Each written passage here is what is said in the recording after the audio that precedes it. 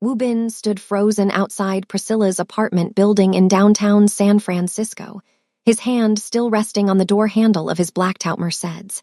He had already said goodbye 20 minutes ago, already walked away, already convinced himself this was the right decision. But those 2 words she whispered as he left kept replaying in his mind like a broken record. Stay safe. Not goodbye, not I'll miss you. Just stay safe, with tears streaming down her fair brown skin and her voice cracking on the word safe. His chest tightened as he stared at the building's entrance. Every logical part of his brain told him to get in the car and drive away. The Park family had made their threat crystal clear. Anyone close to Wu Bin would become collateral damage in their escalating business war. He was the head of the Choi family empire, one of the most powerful Korean business dynasties on the West Coast. He had enemies, real enemies who wouldn't hesitate to hurt anyone he cared about. 3 days earlier, everything had been simple. Wu Bin had walked into Priscilla's small graphic design studio in the Mission District to commission work for his legitimate business operations. The Choi family owned a network of high-end Korean restaurants and entertainment venues across California, and his marketing team recommended her for a complete brand redesign. She was 26, focused, talented, and completely unimpressed by his reputation. Everyone else in San Francisco either feared the Choi name or wanted something from it. Politicians sought his family's donations. Business owners wanted partnerships. Society figures angled for invitations to exclusive events. Priscilla had just asked him what colors he preferred for his logo redesign. That first meeting lasted 4 hours instead of the scheduled one. Business conversation turned into something else entirely. She challenged his ideas, pushed back on his assumptions, and treated him like a regular client instead of the heir to a business empire worth hundreds of millions. When he left her studio that evening, Wu Bin realized he hadn't felt that relaxed in years. The next day, he came back with excuse after excuse to discuss the project. Coffee turned into lunch. Lunch turned into dinner. Professional boundaries dissolved with alarming speed. 72 hours. That's all it took for Priscilla to become the first person in years who made Wu Bin feel like more than just his family name. She told him about growing up in Oakland after losing her parents in a car accident when she was 19. About raising herself through community college while working 3 jobs. About building her small business from absolutely nothing, 1 client at a time. He told her things he had never told anyone. About the crushing weight of running an empire built by his grandfather. About being 29 years old and exhausted from constantly watching his back. About the loneliness of a life where everyone wanted something from you. Then this morning, everything shattered. Representatives from the Park family left a message at his office. The words were carefully chosen, technically not a direct threat, but the meaning was clear. The business war between the families was escalating, and anyone close to Wu Bin would be caught in the crossfire. So he made the hardest decision of his life. He showed up at Priscilla's apartment with his face carefully blank, his voice cold, and told her that the past 3 days had been a mistake, that she was just a distraction, that whatever this was between them needed to end immediately. She had simply nodded. No tears, not then, no questions or demands for explanation. She just walked him to the door with quiet dignity. And then she whispered it. Stay safe. Like she could see right through his lies. Like she understood he was protecting her even as he hurt her. Like even in that moment, she cared more about his well-being than her own heartbreak. That's what broke him. Wu Bin turned away from his car and walked back toward her building. His head of security, waiting in a separate vehicle, spoke into his earpiece with concern, but Wu Bin ignored him. For once in his carefully controlled life, he was going to make a decision based on what he wanted instead of what was strategically smart. He pressed the buzzer for her apartment. Yes, her voice came through the intercom, rough like she had been crying. It's me, please let me up. Long silence, then the door buzzed open. Priscilla stood in her doorway on the 3rd floor, mascara streaked down her face, wearing sweatpants and an oversized shirt. She clearly had not expected to see him again. The sight of her pain he had caused, made Wu Bin's carefully constructed walls crumble completely. I lied, he said before she could speak. About everything I said earlier, I lied. She crossed her arms, protective. Then why did you say it? Because this morning I received a message from the Park family. They know about you. They threatened anyone in my life who matters to me. He ran a hand through his hair, his usual composure completely gone. The Parks and my family have been rivals for 15 years over a business deal that went bad in Los Angeles. It's gotten worse lately, more aggressive. I thought if I pushed you away, if I ended this before it really started, you would be safe. That's not your decision to make alone, Priscilla said quietly. I know that now. Wu Bin stepped closer. I came back because someone who has known me for 3 days just showed more genuine concern for my safety than people I have known my entire life. You told me to stay safe even after I hurt you, and I realized that I am tired of making every decision based on fear. Priscilla studied his face for a long moment. Then she stepped back and led him into her small apartment. They talked until sunrise painted the San Francisco sky in shades of orange and pink. Wu Bin told her everything about the Choi family business, about the legitimate operations, and the complicated politics with other Korean families, about the Park rivalry and what the threat actually meant. Priscilla listened to all of it, then said something that surprised him. I grew up in East Oakland. I know what danger looks like. I have had friends hurt by gang violence. I have walked home alone through neighborhoods where I had to stay alert every second.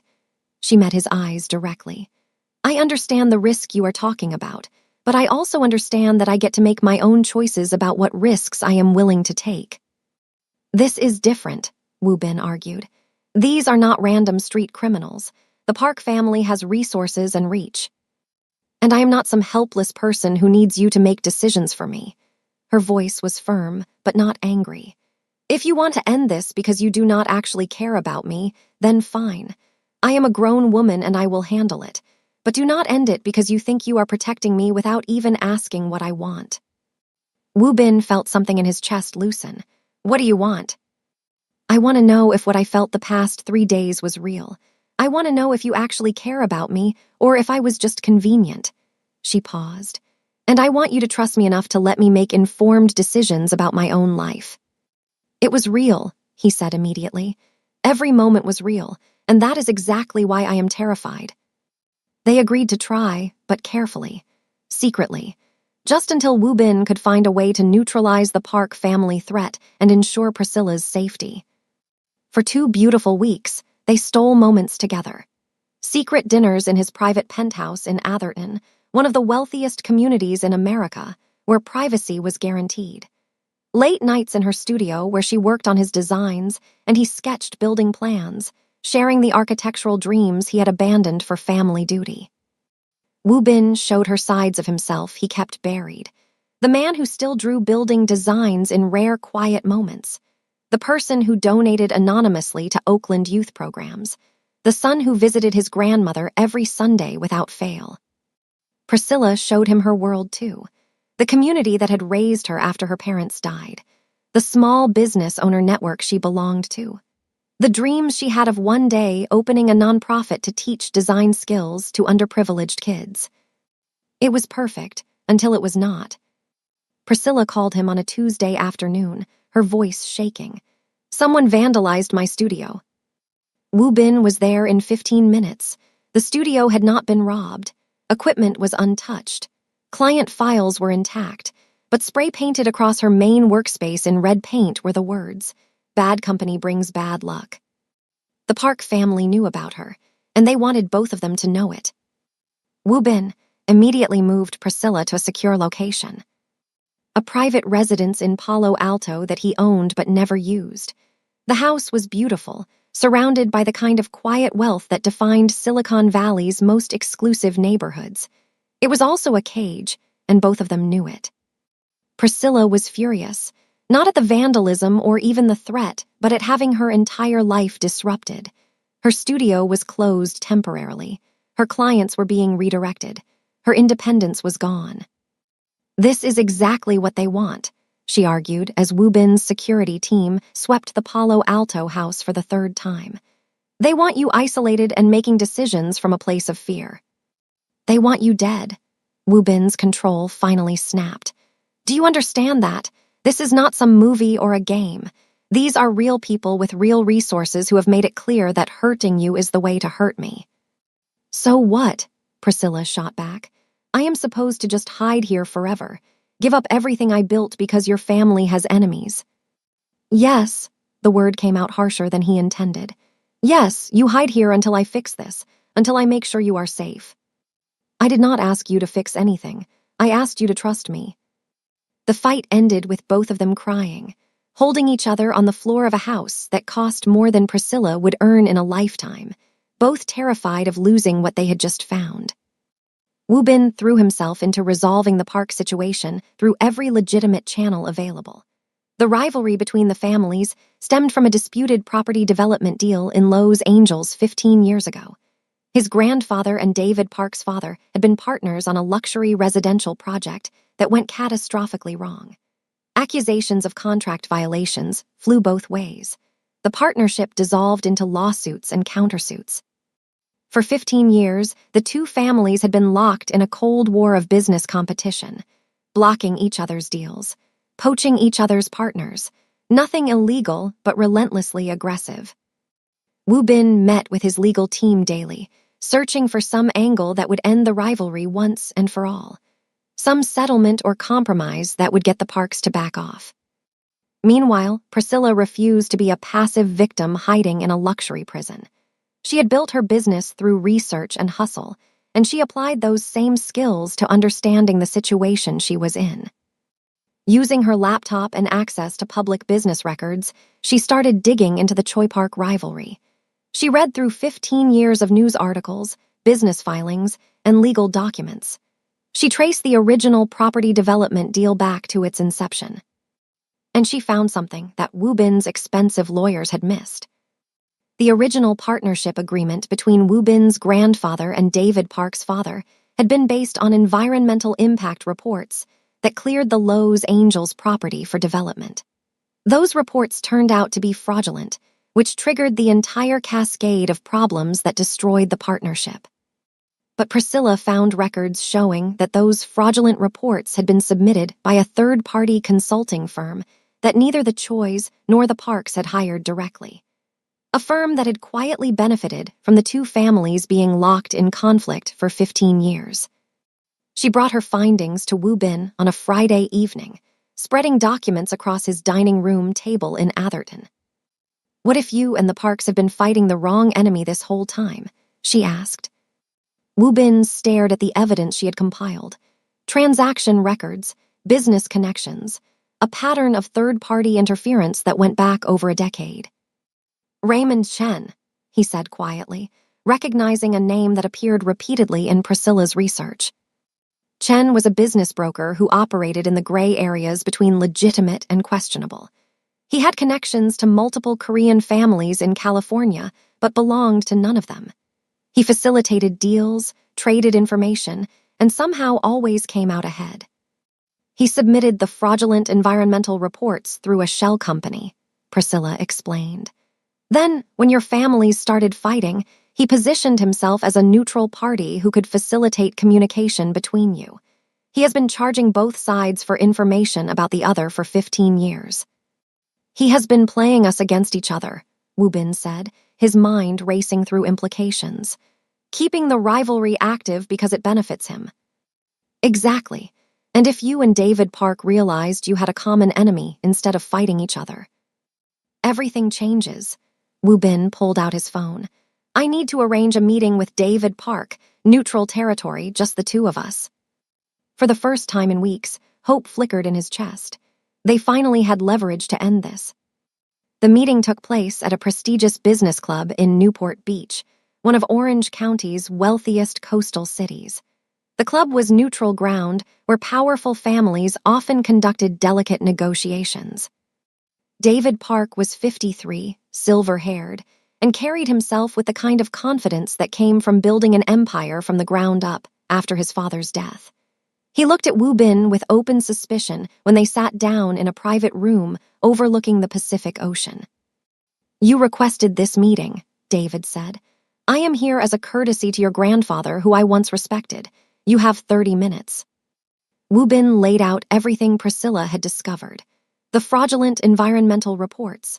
Raymond Chen's shell companies. The pattern of manipulation that had kept their families at war for over a decade. At first, David was skeptical. Then he started asking questions. Detailed questions that showed he was actually considering the possibility.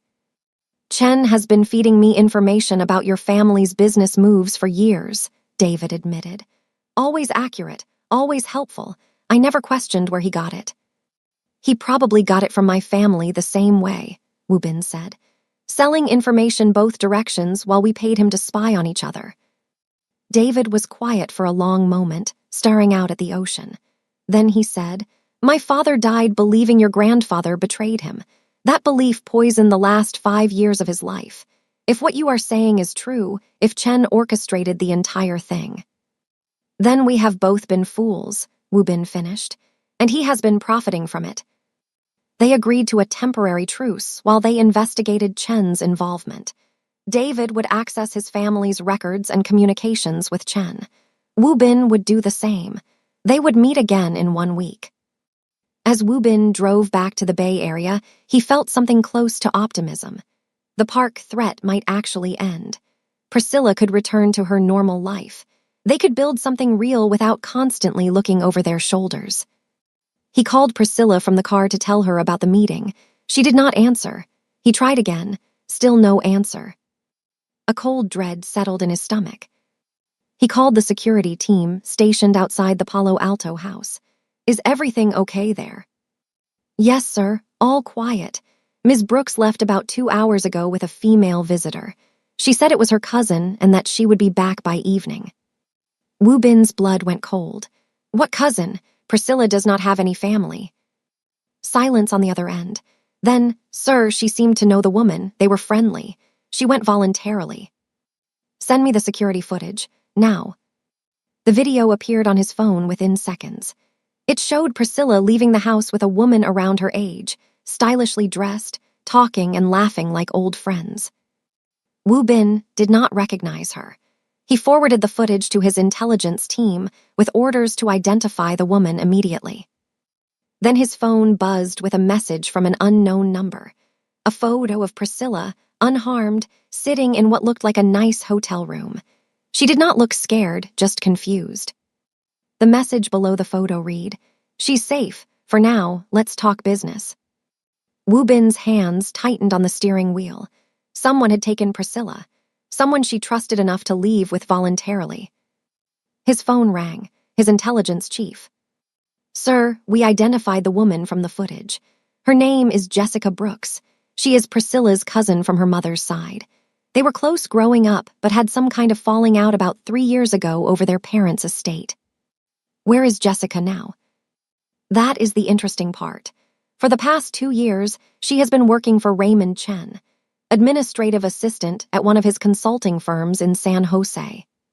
Everything clicked into place. Chen had not just been watching Wu Bin, he had been planning this. He knew about Priscilla, he knew about Jessica, and he had used their family connection to get to her. Wu Bin's phone buzzed again.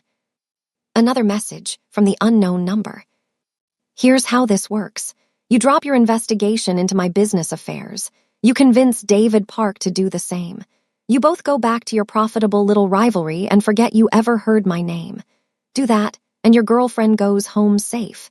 Keep digging, and she becomes collateral damage in a much bigger game. You have 24 hours to decide." Wu Bin immediately contacted David Park and explained the situation. He expected resistance or an "I told you so" about getting involved with someone outside their world. Instead, David surprised him. "Chen made fools of both our families for 15 years, David said, his voice hard with anger. "That ends now. We find the girl, then we finish this." They met at Wu Bin's main office in Cupertino, deep in Silicon Valley's tech corridor. David brought his head of security. Wu Bin had his entire intelligence team assembled. "Chen is a broker, not a fighter," Wu Bin said, studying the information they had compiled on Raymond Chen's operations. "He deals in information and leverage. He will not hurt Priscilla unless he thinks it benefits him." "But he will not hesitate if he feels cornered," David added. "We need to be smart about this." While they strategized, Priscilla was having her own revelation in a luxury hotel suite in Santa Clara. Jessica had brought her here under false pretenses, claiming she wanted to reconcile after their 3-year estrangement. Priscilla, who had lost everyone else in her family, wanted desperately to believe her cousin had changed. The truth came out within an hour of arriving at the hotel. "I am sorry," Jessica said, packing the suite's living room.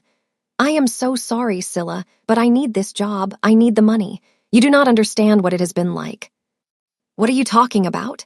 Priscilla's confusion turned to cold understanding as Jessica explained about working for Raymond Chen, about being asked to reconnect with Priscilla and gain her trust, about the bonus Chen promised for delivering her.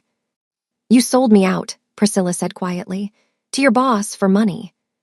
"It is not that simple," Jessica's voice cracked. "I am in debt, real debt, medical bills from when Mom got sick before she died, credit cards I used to survive when I could not find work. Chen pays me well and he said you would not be hurt. He just needs leverage." Leverage against Wu Bin, against his family. Priscilla felt betrayed in a way that went deeper than the immediate situation. Jessica was her only living family, and she had traded that for a paycheck.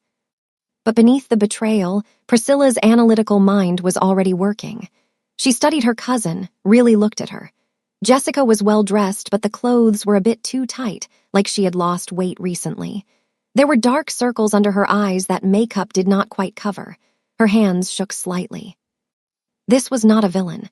This was someone desperate and scared who had made a terrible choice. "How much does Chen know about me?" Priscilla asked.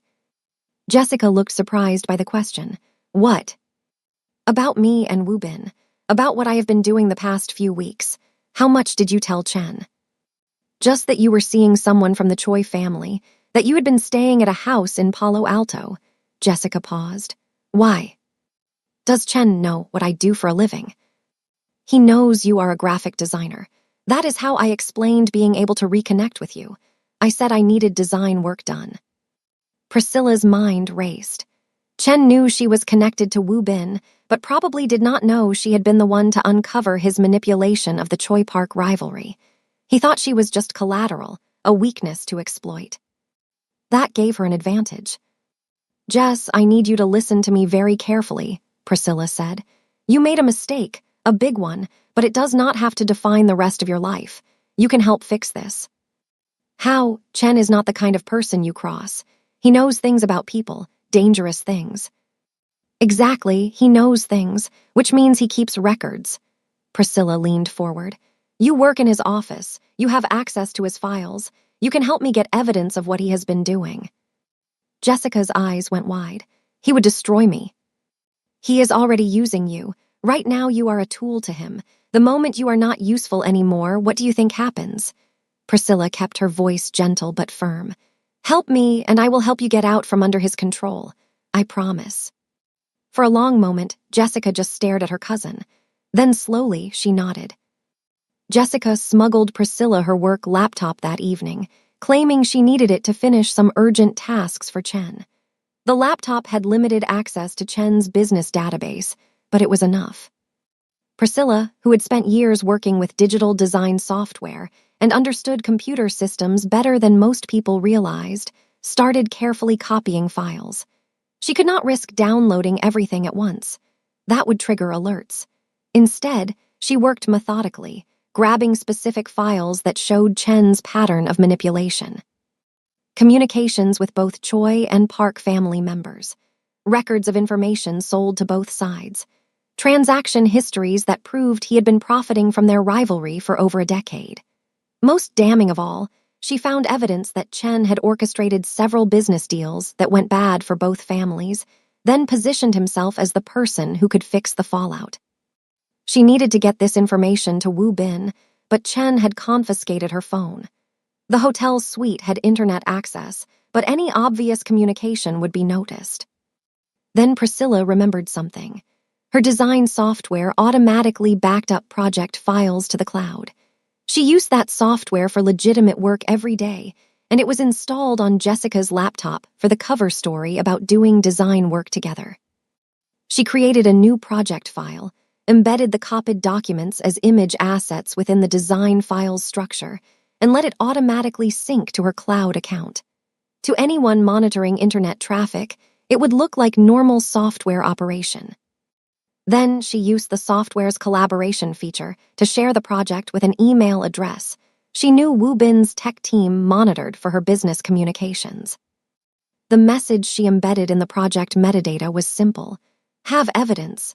Santa Clara Fairmont Hotel, Suite 412. Need 2 more days to get everything. Within 3 hours, she got a response through the same method. Just 2 words embedded in a return file. Be careful. Those 2 words made her eyes well up. Even now, even in this situation, Wu Bin's first concern was her safety. She sent back, always am, trust me.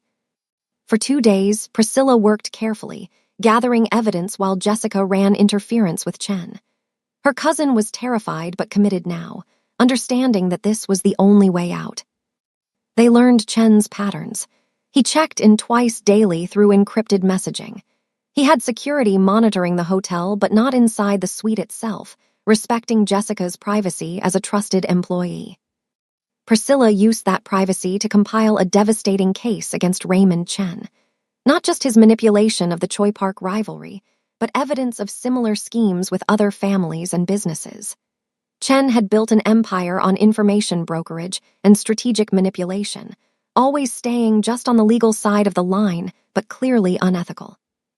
On the second evening, Priscilla uploaded the final files to her cloud account.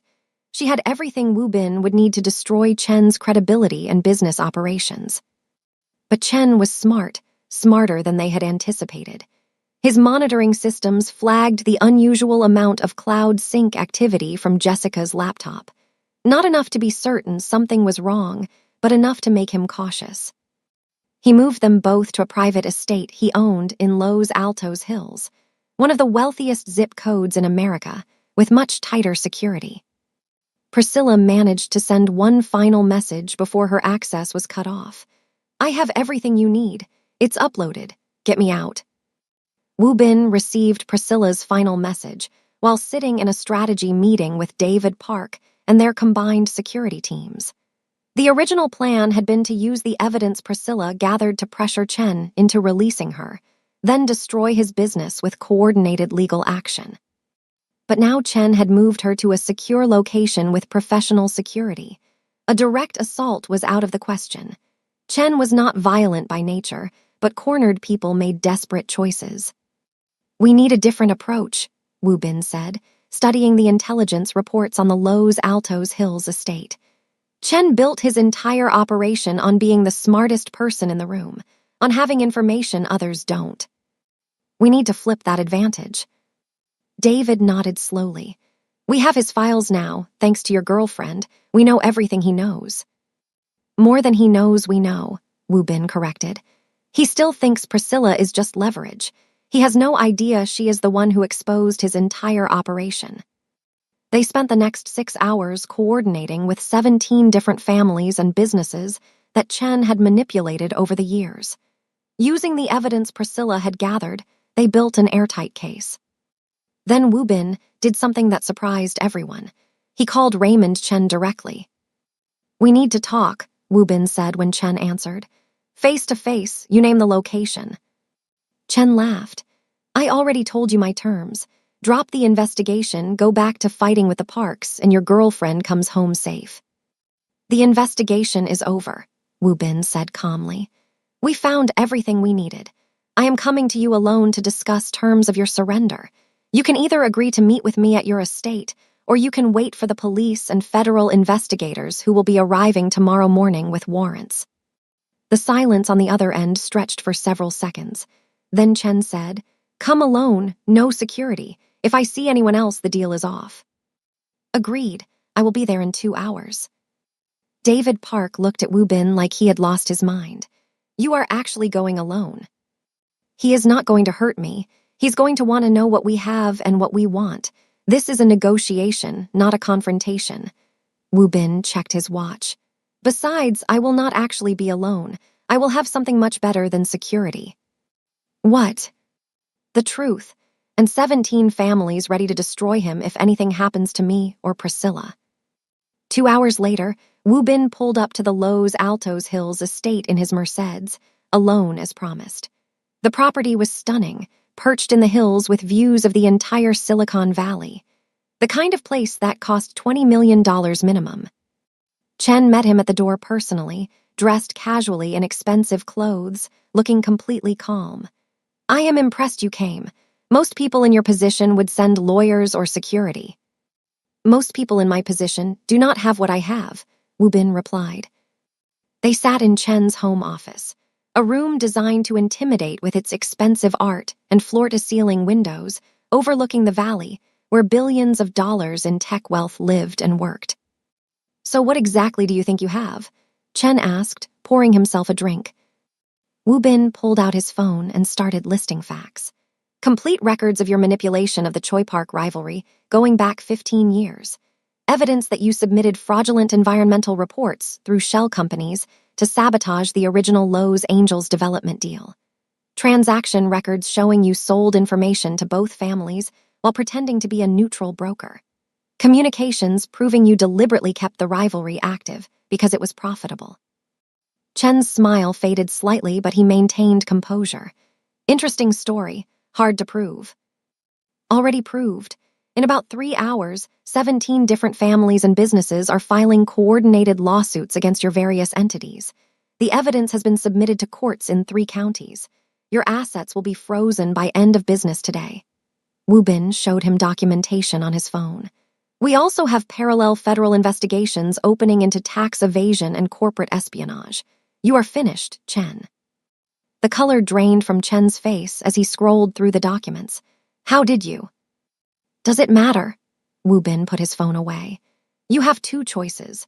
Release Priscilla and Jessica Brooks immediately, cooperate with the legal proceedings, and the families have agreed not to pursue criminal charges. You will lose your businesses and your reputation, but you will stay out of prison. Fight this, and we make sure every illegal thing you have ever done gets investigated until something sticks." Chen set down his glass with a hand that shook slightly. His carefully constructed empire was crumbling, and he knew it. But even now, his mind worked for angles. "You really think you won?" Chen said bitterly. "You just showed every rival you have exactly how to hurt you. That girl is your weakness now. Today it was me, tomorrow it will be someone else." Wu Bin met his eyes steadily. "No, she is my strength. There is a difference. Weakness is building your entire life on manipulation and information because you are too scared to create something real. Strength is caring about someone enough to risk everything to protect them." He stood up. "We are done here. Priscilla and Jessica will walk out of this house in the next 5 minutes, or I make one phone call and criminal charges get added to every lawsuit. Your choice." Chen was beaten, and he knew it. He made a gesture to someone outside the office. "They are free to go." Priscilla appeared in the doorway moments later, with Jessica close behind her.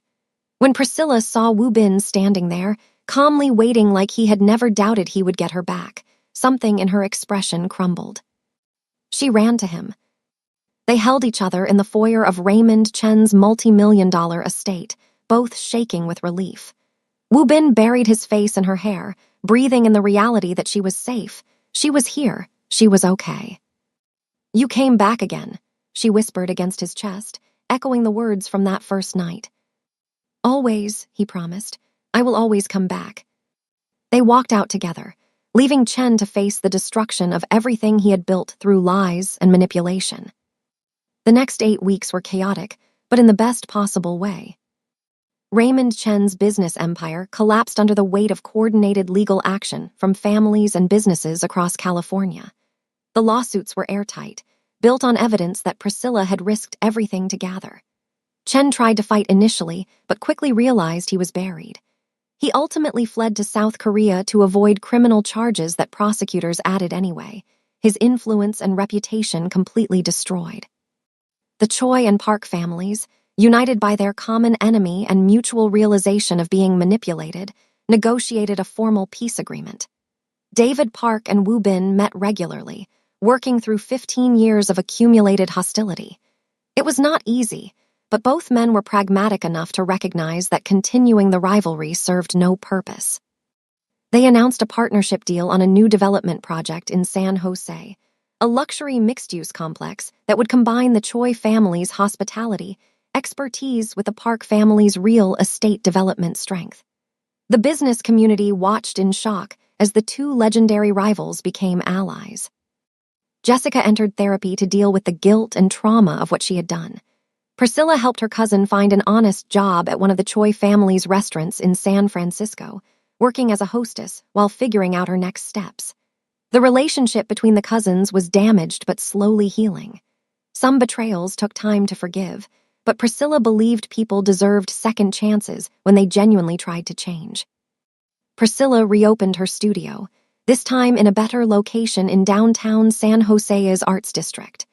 The space was perfect, affordable, and definitely not subsidized by any wealthy Korean businessman who might or might not have connections to the building's ownership. "I am paying market rate," Priscilla insisted when Woo Bin helped her move in. "Of course you are," he agreed with a perfectly straight face. "Woo Bin, I have no idea what you are implying. This is a completely normal market rate lease. The landlord is your cousin. I have many cousins. Some of them own buildings, pure coincidence." It became one of their running jokes, the playful argument that neither of them wanted to win, because it meant they were building a life together. But success and resolution came with new complications. News of Woo Bin's serious relationship with Priscilla spread through the Korean business community like wildfire. Some people were fine with it. Progressive voices in the younger generation saw it as a positive step. But the older, more traditional members of the Choi family were not happy about the heir being involved with someone outside their culture. Whispers and comments made their way back to Woo Bin. Nothing openly hostile, but pointed enough to be uncomfortable. His grandmother, the family matriarch who commanded respect even from Woo Bin's father, requested a formal meeting with Priscilla. Woo Bin was terrified in a way he had not been when facing down Raymond Chen. "You do not have to do this," he told Priscilla the morning of the meeting. "We can just ignore her. Eventually, she will accept it." "No," Priscilla said firmly, adjusting her outfit for the third time. "She is your grandmother. She is important to you. I want to meet her properly."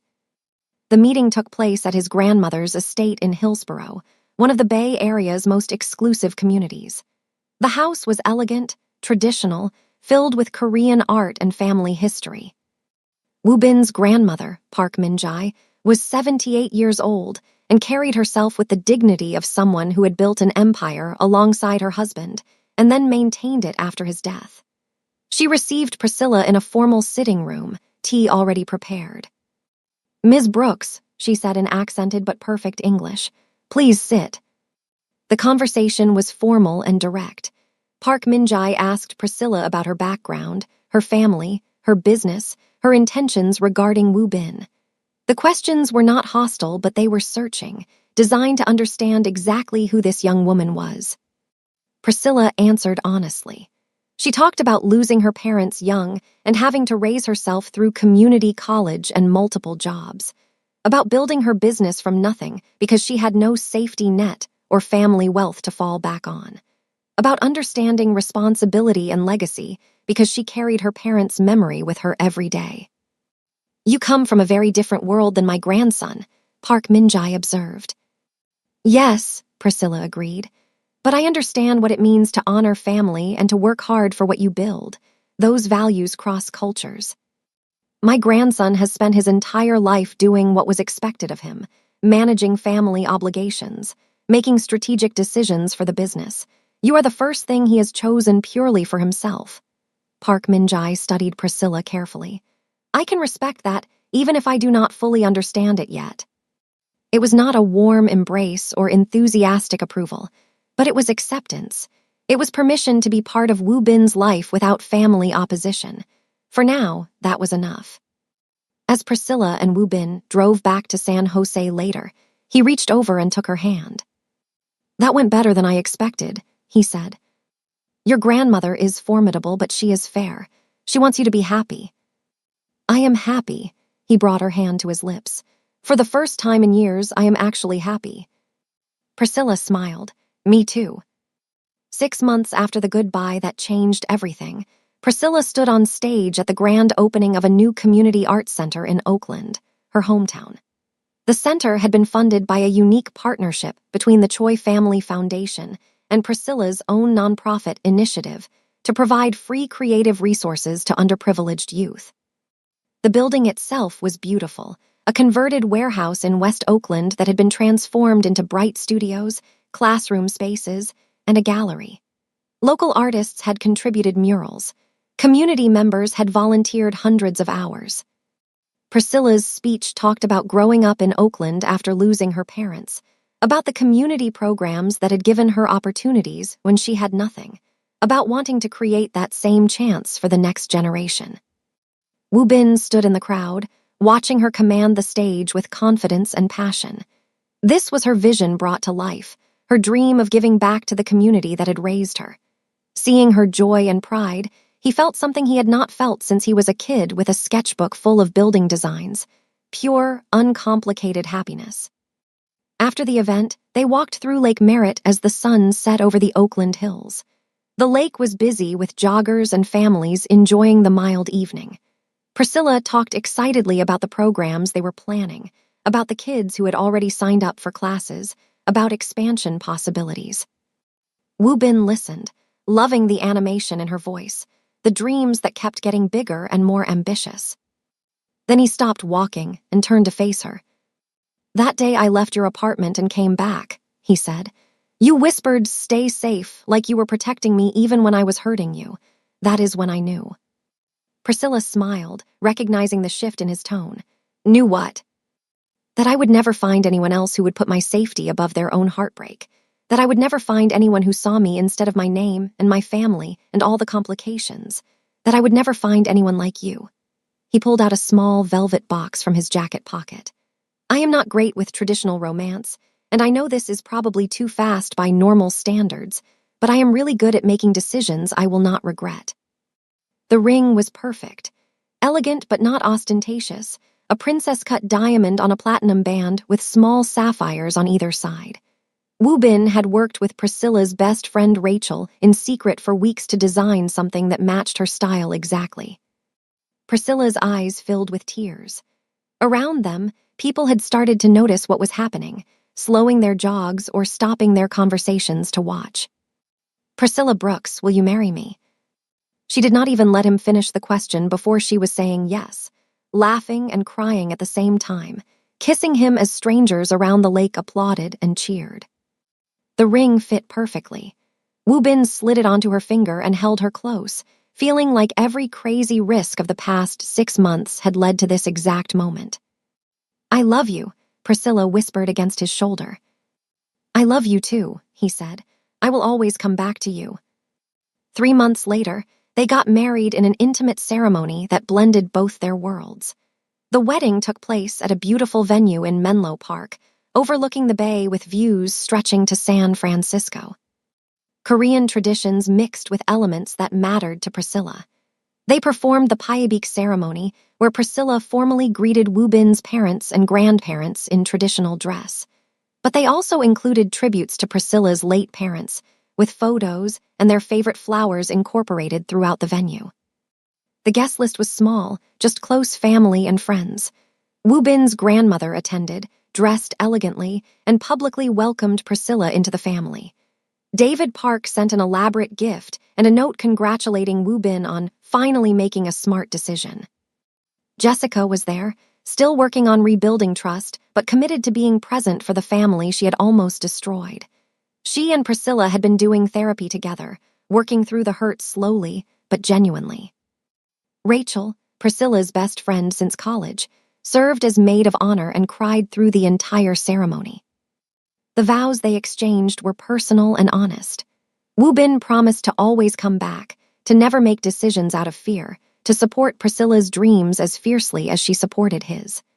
Priscilla promised to always see him for who he really was, to face challenges together rather than letting him protect her alone, to build a life based on trust and partnership. When they kissed as husband and wife, the small gathering erupted in applause. The reception was a perfect blend of both cultures. Korean food alongside Priscilla's favorite Oakland soul food. Traditional music mixed with the R&B and hip-hop she loved. Speeches in Korean and English. Woo Bin's father, normally reserved and formal, gave a surprisingly emotional speech about how proud he was of his son for choosing his own path and finding genuine happiness. Rachel's speech made everyone laugh and cry, telling stories about Priscilla's determination and resilience over the years, about how she had built a life from nothing and never complained, just worked harder. As the evening wound down, Woo Bin and Priscilla stood on the venue's terrace, looking out at the lights of the Bay Area spread below them. "Did you ever imagine this?" Priscilla asked, leaning against her new husband. "6 months ago, when you were standing outside my apartment building trying to decide whether to leave or come back." "No," Woo Bin admitted. "I imagined worst-case scenarios and risk assessments. I definitely did not imagine this much happiness." "I am glad you came back." "So am I. Best decision I ever made was turning that car around." They kissed as lights twinkled across the valley, two people from completely different worlds who had found each other against all odds and chosen to build something new together. In the months and years that followed, their life unfolded with the same blend of challenge and joy. Priscilla's studio thrived, eventually expanding to 3 locations across the Bay Area. Her nonprofit arts program grew, serving hundreds of Oakland youth annually. She became a recognized voice in the design community and a mentor to young entrepreneurs from underprivileged backgrounds. Woo Bin gradually shifted more family business operations to his younger brother, creating space to pursue architecture on the side. He designed several buildings, including 2 new Choi family restaurants that won design awards. The work brought him a satisfaction that pure business never had. Together, they bought a house in Saratoga, a beautiful community in the hills above Silicon Valley. The property had enough space for the family they planned to build and separate studios where both could create and work. They had 2 children, a daughter and then a son, who grew up bilingual and bicultural, comfortable in both their father's Korean heritage and their mother's Oakland roots. The Park Choi partnership continued to grow. What started as a single development project expanded into multiple ventures. David Park became something like a mentor to Woo Bin, teaching him lessons from decades of business experience. Jessica completed her degree and eventually started her own small business with Priscilla's support and guidance. The relationship between the cousins fully healed over time, built on genuine effort and changed behavior. Years later, when people asked Priscilla about how she and Woo Bin got together, she always told the story the same way. "He said goodbye because he was trying to protect me. I told him to stay safe because I cared more about him than my own hurt feelings, and he decided that staying safe meant staying with me." Woo Bin, listening to her tell the story for the 100th time at a dinner party in their Saratoga home, always added the same ending. "Best decision I ever made was turning that car around. Second best decision was asking her to marry me. Third best was trusting her enough to let her make her own choices about risk and safety." "What is the 4th best decision?" someone always asked. Woo Bin would look at his wife, at the life they had built together, at their children playing in the next room, and smile. "Every single day I decide to choose her again. That is the 4th best decision, and the 5th, and every decision after that. Because sometimes the bravest thing you can do is not walking away from danger. Sometimes it is racing back toward the person who makes you feel safe enough to be yourself, who sees past your reputation to who you really are, who whispers, 'Stay safe,' when they should be slamming the door in your face. Sometimes the goodbye that changes everything is the one you refuse to accept. And sometimes, love really does conquer fear.